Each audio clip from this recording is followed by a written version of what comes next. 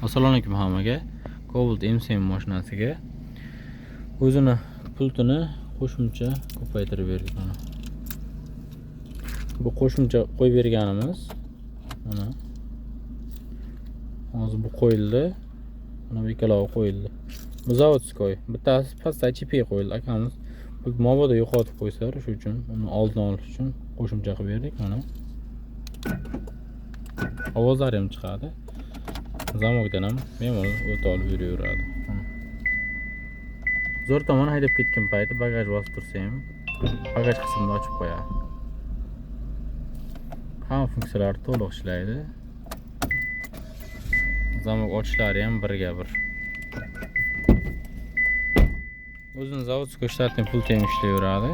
Keyin akamizga videoregistrator o'rnatib berdik. O'zi olib kelgan ekan, faqatgina o'rnatib berdik mashinamizga.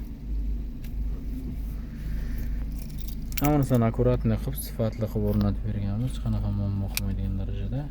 Mashinamiz shu yangi chiqqan 2025 oxiriga 2026 versiya chiqqan Cobalt mashinasi bo'ladi. Kiralish qilib berdik akamizga videoregistrator shu signalizatsiya uстановкасы bilan qilib berdik. Kurs kontrollari o'zida bor. Surxondaryoga boryapmiz 16, 17, 18, 19-yanvar kunlari. Kimga shunaqa xizmatlar kerak bo'lgan bo'lsa, bemalol telefon qilib spiskaga hozir qo'yisalaringiz bo'ladi. Pastda nomer qoldirib qo'yaman. Aloqaga chiqsalaringiz bo'ladi. E'tibor uchun hammaga rahmat.